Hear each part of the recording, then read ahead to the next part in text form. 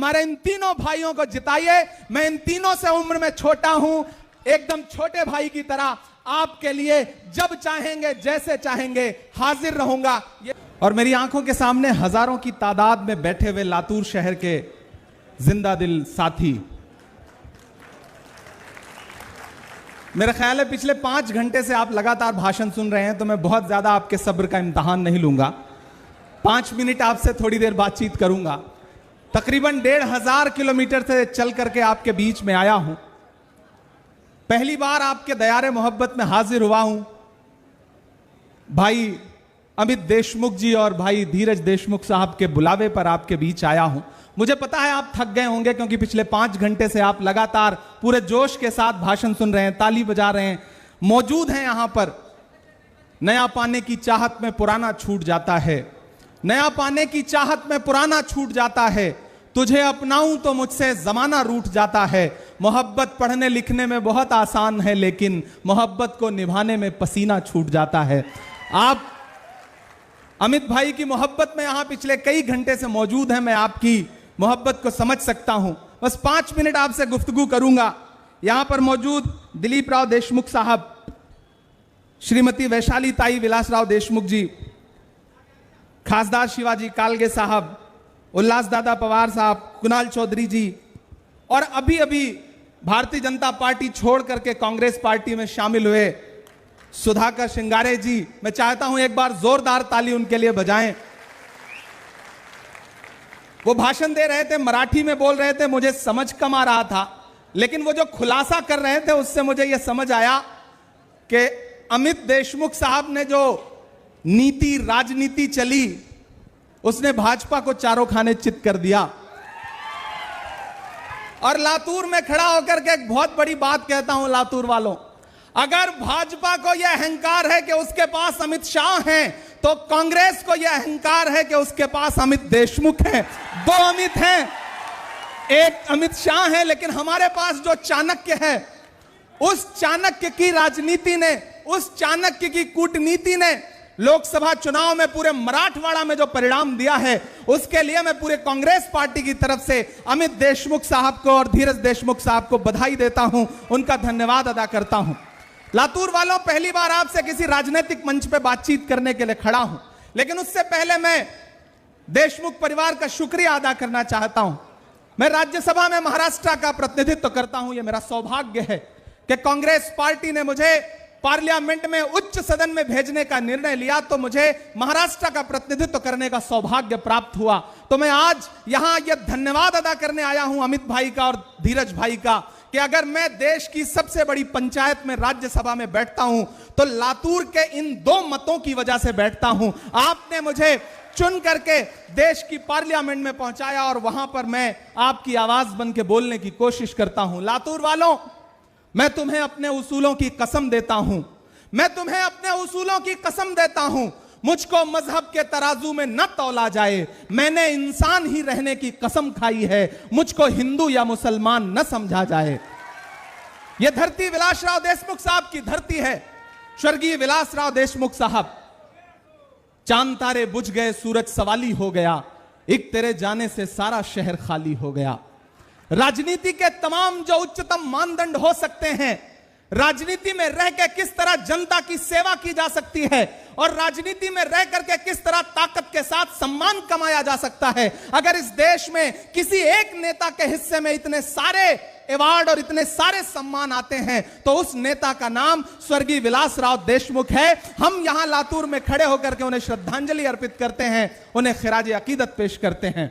हम आपके तीसरे जो प्रत्याशी हैं, उनका भाषण सुन रहा था मैं, आपके अभय सांखुले साहब, मराठी भाषा में इतना शानदार उद्बोधन, शानदार वक्तव्य बहुत कम सुनने को मिलता है। एक बार जोरदार ताली आप उनके लिए भी बजाएं। मेरे भाई, आज से चुनावी सभा का शुभारंभ हो रहा है, प्रचार का शुभारंभ हो रहा है।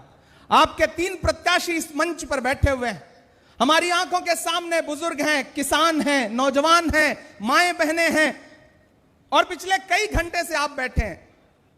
मैं सबसे पहले तो आपकी इस बात की प्रशंसा करता हूं कि आप 5 फीट नीचे कुर्सियों पर बैठे हैं और हम मंच पर बैठे हुए लोग 5 फीट ऊपर बैठे हैं। लेकिन 5 फीट ऊपर बैठने से हम ज्यादा महत्वपूर्ण नहीं हो जाते, आप ज्यादा महत्वपूर्ण हैं।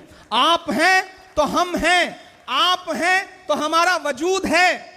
जिस तरह तराजू में 2 पलड़े होते हैं, उसी तरह से इस कार्यक्रम में भी तराजू के 2 पलड़े हैं। एक ये है जो 5 फीट ऊपर है और दूसरा यह है जो 5 फीट नीचे है। लेकिन जो 5 फीट नीचे है वो ज्यादा महत्वपूर्ण है, क्योंकि तराजू का वही पल्ला झुका होता है जिसमें वजन ज्यादा होता है। आप ज्यादा वजनदार लोग हैं, आपकी वजह से हमारा वजूद है, हम सारे लोगों का वजूद है। मैं राहुल गांधी जी का सिपाही हूं और यहां आपके सामने आकर के अमित भाई और धीरज भाई को, अभय जी को उनके नामांकन के लिए सबसे पहले तो बधाई देता हूं और जीत की शुभकामनाएं देता हूं।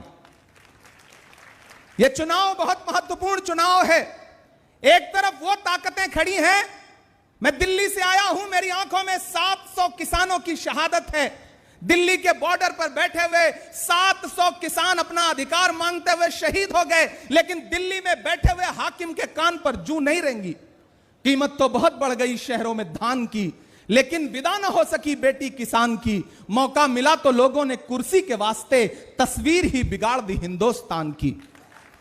ये लातूर है, यहां सोयाबीन के किसान बैठे हुए हैं, वो अपना अधिकार मांग रहे हैं।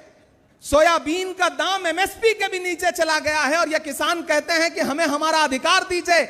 जब यहां मौजूद सरकार से आप अपना अधिकार मांगते हैं तो कहते हैं कि दिल्ली से मांगिए, दिल्ली वालों के सामने मांगिए तो वो टालमटोल करते हैं। यह सरकार न किसानों की है, न नौजवानों की है, न महिलाओं की है, न बुजुर्गों की है। इस सरकार में जो भ्रष्टाचार महाराष्ट्र ने देखा है, शायद अतीत में महाराष्ट्र ने कभी इतना भ्रष्टाचार नहीं देखा होगा। याद करिए वो दिन कि जब कोरोना के दौरान एक चलती हुई सरकार को किस तरह से लूट करके, तोड़ करके एक नई सरकार गठित की गई। यहां कैसे कैसे नारे उछाले गए, 50 खोके, पता नहीं क्या क्या, मैं उसका जिक्र नहीं करूंगा, आप सब जानते हैं उसको। सब कुछ किया गया इस महाराष्ट्र में। क्यों जानते हैं क्यों?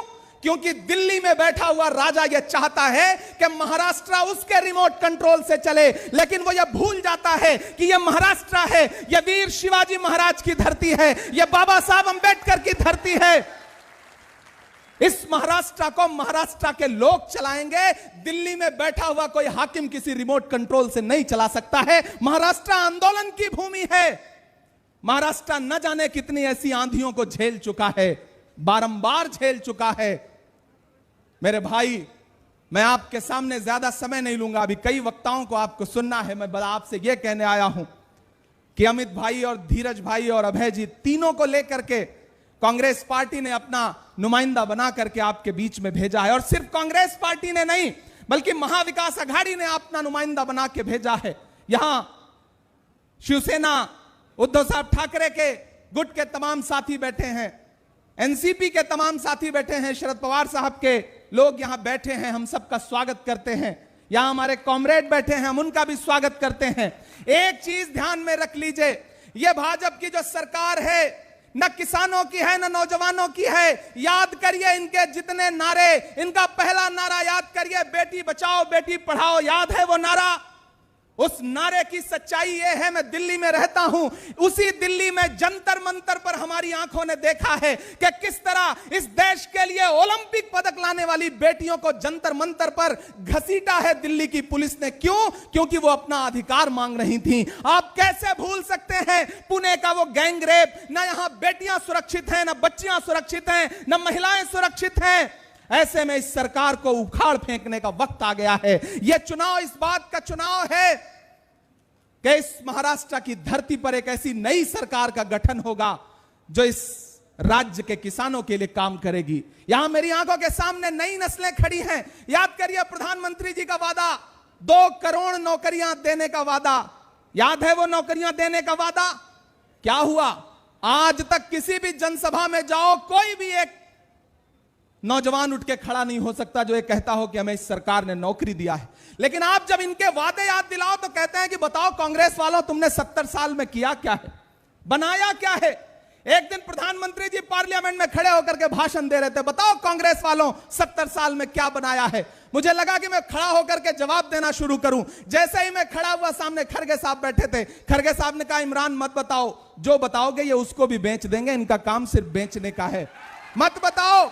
ये भाजपा के लोग कहते हैं कांग्रेस वालों 70 साल में क्या किया है, 70 साल का हिसाब दो। मैं लातूर में खड़ा होकर कह रहा हूं, अरे भाजपा के लोगों, जो सरकार अपना चलाया हुआ 2000 का नोट 7 साल नहीं चला सकी, वो हमसे 70 साल का हिसाब मांगती है। ये झूठे लोग हैं, इनके झांसे में मत आइएगा। इन्हें सिर्फ नफरत आती है, इन्हें सिर्फ भ्रष्टाचार आता है, इन्हें सिर्फ धोखा देना आता है, इन्हें सिर्फ बांटना आता है, इन्हें सिर्फ लड़ाना आता है। लेकिन आपको यह मान के चलना है कि चिरागों के सफर में दबदबा हो आंधियों का, तो फिर अंजाम जुल्मत के सिवा कुछ भी नहीं होगा। यह दुनिया नफरतों के आखिरी स्टेज पर है, इलाज इसका मोहब्बत के सिवा कुछ भी नहीं होगा। वो मोहब्बत जिसका पैगाम लेकर के राहुल गांधी कन्याकुमारी से कश्मीर तक 4000 किलोमीटर पैदल चले। अमित भाई हो, धीरज भाई हो, हम सारे लोग चले हैं उनके साथ। हमने देखे हैं उनके पांव के छाले। यहां मीडिया के लोग मौजूद हैं। जब राहुल जी भारत जोड़ो यात्रा में, भारत जोड़ो न्याय यात्रा में चलते थे, तो लोग मुझसे कहते थे, इमरान साहब आप सियासतदान बाद में हैं, शायर पहले हैं, आप क्या कहते हैं राहुल गांधी को चलता हुआ देख करके। तब मैं कह देता था कि जो हर जालिम से टकराएगी वो आंधी बनाऊंगा, जो हर जालिम से टकराएगी वो आंधी बनाऊंगा। नए अंग्रेज आए हैं, नया गांधी बनाऊंगा।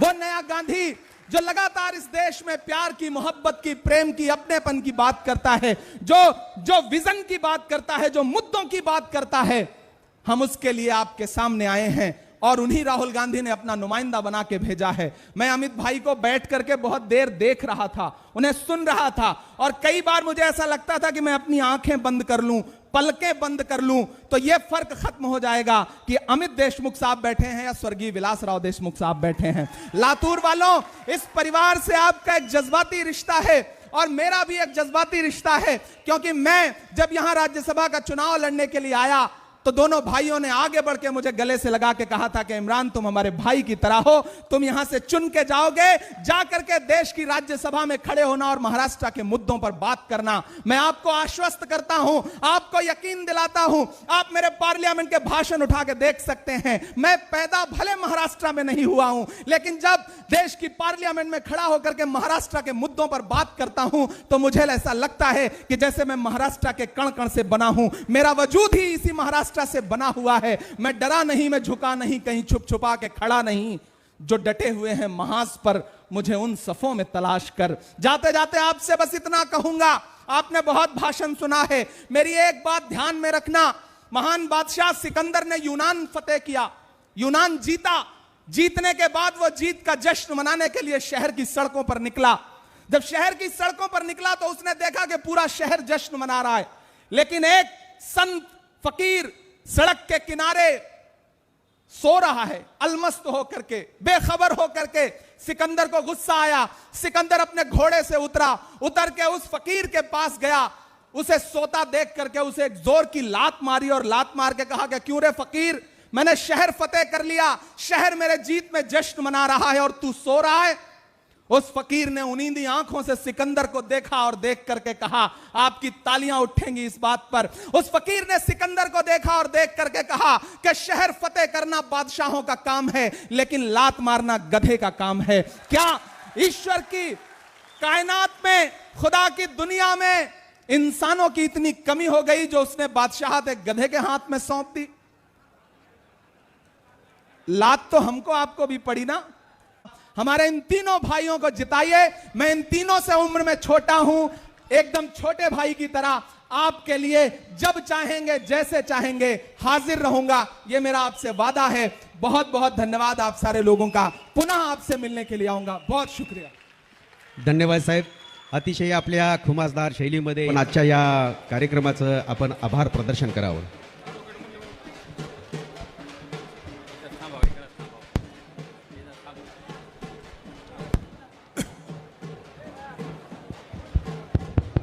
महाविकास आघाडी भारतीय राष्ट्रीय काँग्रेस पक्षाचे अधिकृत उमेदवार लातूर शहर मतदारसंघाकरिता आदरणीय अमित विलासरावजी देशमुख साहेब, लातूर ग्रामीण मतदारसंघाकरिता